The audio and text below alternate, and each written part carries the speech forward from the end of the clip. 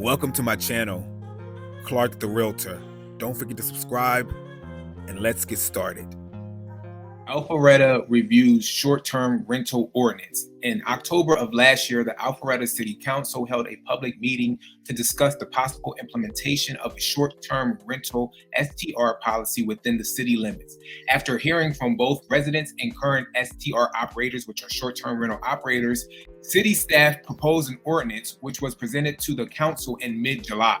The City Council has scheduled another work session on this proposal for Monday, August 5th, 2024 at 6:30 p.m. The work session will be held in council chambers at City Hall. Now let's jump into what they kind of laid out for this proposal in regards to short-term rentals in the Alpharetta, Georgia city limits. Okay, so let's jump into what they have currently proposed, and they're kind of outlining what short-term rentals are and different details in regards to this whole ordinance. It says short-term rentals, Alpharetta City Council, July 15, 2024. We are in the year of 2024. Right here, they lay out the perimeter or the city limits of Alpharetta, Georgia, as you can see on this map, and you see where these burgundy dark lines are at, kind of creating a boundary in regards to that, laying out the city of Alpharetta. It says staff has identified approximately 89 short-term rentals in the city as of right now. And it says right here, prior proposal. So it says council previously considered designating short-term rentals as a conditional use in the AG district, so Alpharetta, Georgia district, and prohibited in all other districts. In addition to the conditional use review criteria set forth in section 2.2a of the Unified Development Code, and then it kind of gets down here, it says the proposal, and then it gives you overnight occupancy, daytime occupancy, the number of bedrooms, the capacity of the paved or impervious surface parking lots.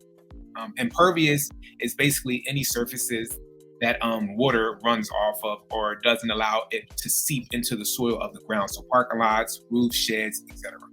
Lot size, distance from the structure to be used as a short-term rental from all neighboring property lines, and sewer capacity and or size and condition of the on-site septic tanks or system per se as applicable. It says the original zoning proposal was paired with an permitting ordinance which would impose operation restrictions on short-term rentals. Proposed regulations revise the UDC to authorize short-term rentals in the residential districts, but with a 5% rental cap in the plotted subdivision. So UDC is what we stated up here is the Unified Development Code, okay? If I say UDC and I don't outline the whole word, just remember it's the Unified Development Code. To authorize short-term rentals, like I said, in plotted subdivisions, it says revise the code of ordinances to require a license for short-term rentals with operational requirements. Now they want to try to get owner operators in regards to these short-term rentals or operators of these short-term rentals to have a license to do so in the city of Alpharetta. Provide a cap on the number of short-term rentals in plotted subdivisions, and it says right here 1 short-term rental per subdivision, or 5% of the total number of residential lots, whichever is greater. So what they're trying to do is they're saying, okay, only the, let's say HOA or the subdivision per se in the city of Alpharetta, they can either have 1 short-term rental in that subdivision. So maybe there might be 2 other rentals in the subdivision, but they're long-term or a little bit more. However, there can only be 1 short-term rental in that subdivision, or a 5% cap, meaning that it can't be more than 5% of properties in that subdivision allowing for short-term rentals. Proposed revisions to the UDC.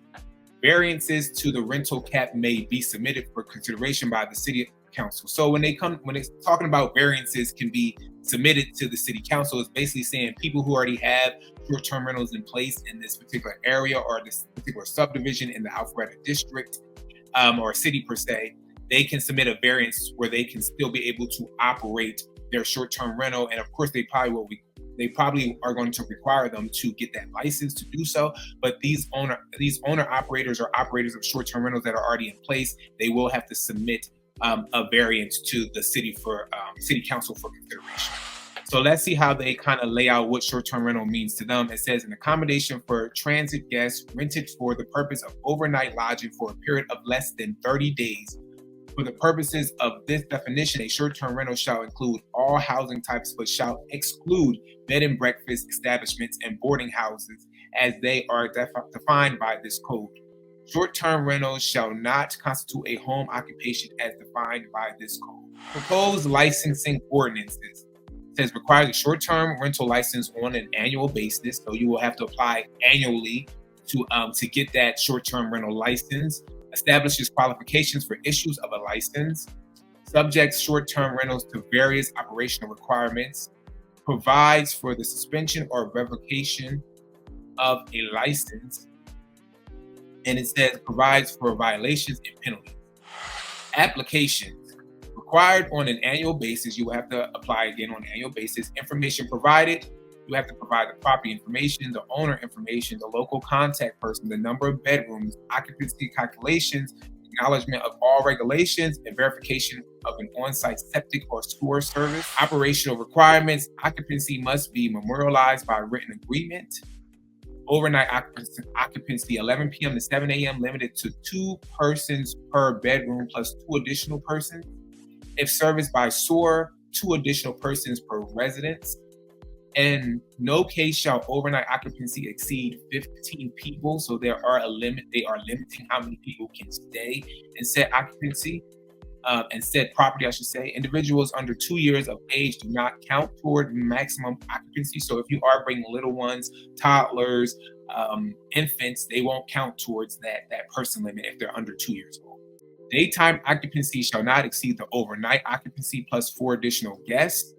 Vehicles are limited to 1 per bedroom or the capacity of the parking lot, whichever is greater. So say if there's 3 bedrooms in the house, what I'm reading from this, and I could be wrong, it's basically saying it's 2 people per bedroom. So let's say we have 3 bedrooms in total in the whole house. It can only be up to 6 people. It's limited to 2 persons per bedroom. And it says bedroom plus 2 additional persons. So I don't understand this right here when it says limited to 2 persons per bedroom plus 2 additional persons. So I'm wondering if they mean by 2 persons in 1 bedroom. However, you can have 2 additional people inside the house outside of the bedroom, maybe sleeping in the living room, common area. I'm not sure. However, if I'm gonna break it down to 2 persons per bedroom, I'm saying, say if you have 3 bedrooms, you have 6 people living, basically coming, right? So 2 people can be in per bedroom.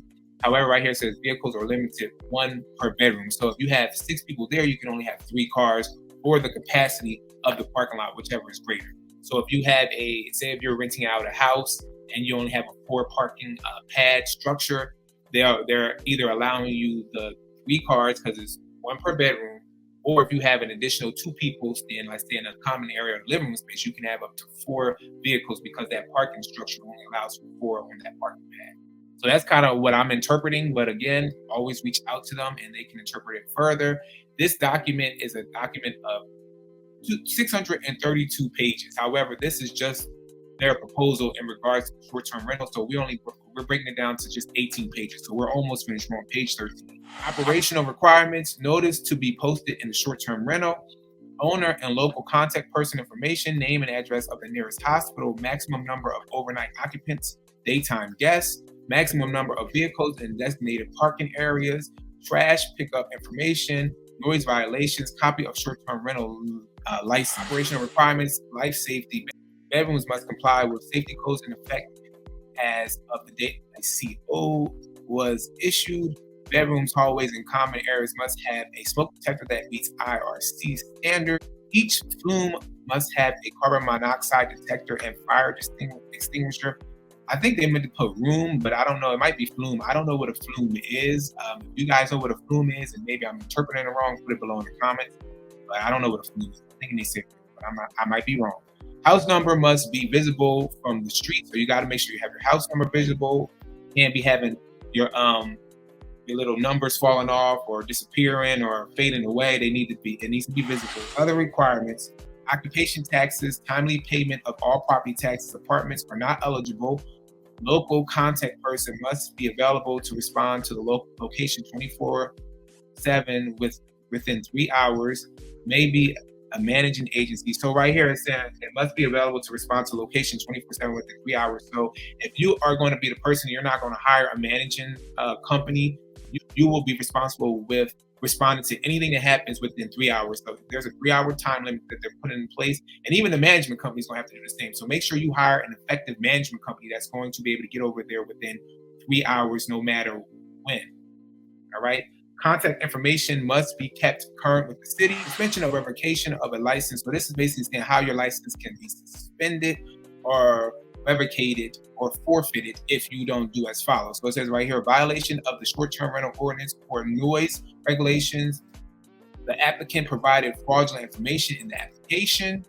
The short-term rental does not meet the licensing requirements. The short-term rental was used as a rental during a period of suspension. It says right here in regards to those violations and penalties, what can happen. First violation, fine up to $250 in the morning. Second violation, fine up to $500 and a license suspension between 30 to 90 days. Third violation, fine up to $1,000, revocation of the license, and neither the owner nor local contact person can reapply for a license for 12 months. And then it says each day a short-term rental is marketed or rented for overnight accommodation without the necessary short-term rental license constitutes a separate violation. All right, you guys. So that is a little bit about this particular ordinance that's coming into play. So again, reach out to the city council if you want more clarity, or the city, go down to City Hall to try to get more clarity around this. If you are a short-term renter owner, or if you are looking to do this in the future with any type of property you have in the Alpharetta city limits, because this has yet to be passed. However, they're putting a guideline in place or outline in place to pass such ordinance in the city of Alpharetta.